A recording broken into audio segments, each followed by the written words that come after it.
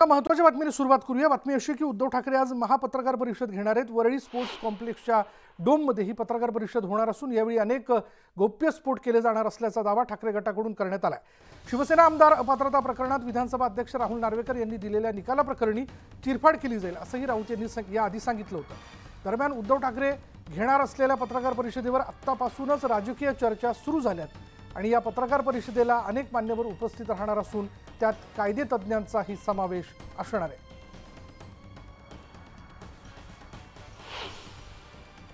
आपण NSA dome मध्ये आहोत जिथे ही पत्रकार परिषद होणार आहे। कशा प्रकारे इथे नियोजन करण्यात आलेलं आहे आपण समोर पाहू शकतो। जनता न्यायालय असं या पत्रकार परिषदेला सांगण्यात आलेलं आहे। सत्य ऐका आणि विचार करा असं देखील म्हटलेलं आहे। शिवसेना उद्धव बाळासाहेब ठाकरे पक्षाच्या वतीने ही पत्रकार परिषद आयोजित केलेली आहे। एकूणच निकालामध्ये काय कायदेशीर एकूण निकाल जो आहे तो दिलेला आहे।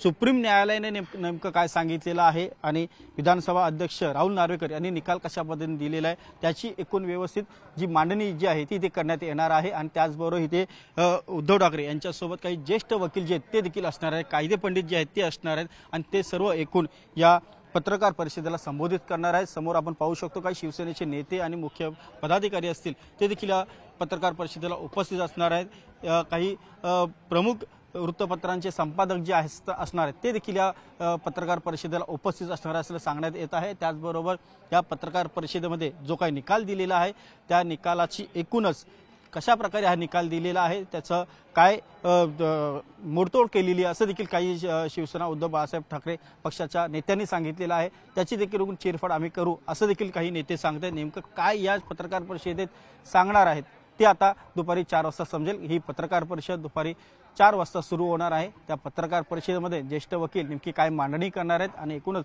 जो निकाल दिलेला आहे त्याबद्दल नेमकं काय आक्षेप आहेत ते देखील इथे स्पष्ट करणार आहेत। व्हिडिओ जर्नलिस्ट आनंदसह उदय जाधव, न्यूज 18 लोकमत, मुंबई। वरळी डोम या भव्य सभागृहात 4 वाजता माननीय उद्धव ठाकरे साहेब आणि त्यांच्याबरोबर इतर काही कायदेशीर क्षेत्रातले प्रमुख लोक दिल्लीतून येत आहेत। हे पोल खोल करतील या निकालाची। कशा प्रकारे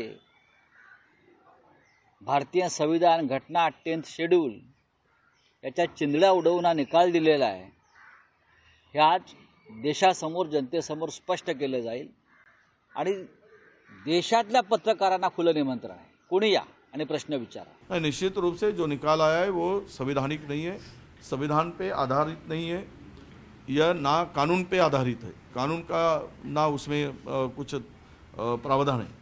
इस स्थिति में जो निर्णय जो प्रेस और उद्धव जी ले रहे इस निर्णय के खिलाफ में मैं वो समझता हूँ कि उचित है।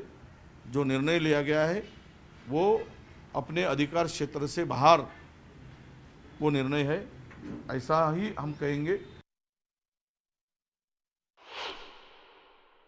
परिषद घेऊन त्या निर्णयाची चिरफाड करण्याची ही 21व्या शतकातली नवीन पद्धत असणार आहे। आपल्याला जर माननीय अध्यक्षांनी दिलेल्या निर्णयाच्या विरुद्ध काही तर्कसंगत उत्तर, तर्कसंगत तथ्य आपल्याला सादर करता येत असेल तर सुप्रीम कोर्टामध्ये आपण या संदर्भात दाद मागू शकतो। लक्षात घ्या, उद्धव ठाकरे मूर्ख माणूस आहे। त्याच्या त्या दोन्ही अनिलनी आणि या संजय राऊतनी किती चांगला कार्यक्रम त्याचा केला, त्याला किती मोठ्या प्रमाणात मूर्ख बनवलं हे दाखवण्यासाठी आज ही पत्रकार परिषद आहे, समजून घ्या।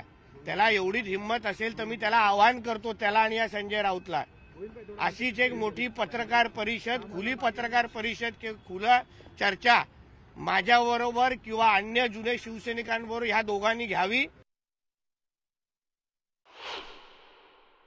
ज्या लोकांनी अशी कृत्य केलेली आहेत की जी लोकशाही विरोधी आहेत ते मात्र पब्लिक परसेप्शन तयार करून त्यांच्याबरोबर आज काय जे थोडंफार शिल्लक आहेत ती लोक आपल्यापासून निघून जाऊ नयेत म्हणून वेगवेगळ्या तऱ्हेचे उपक्रम घेण्याचा प्रयत्न करतात।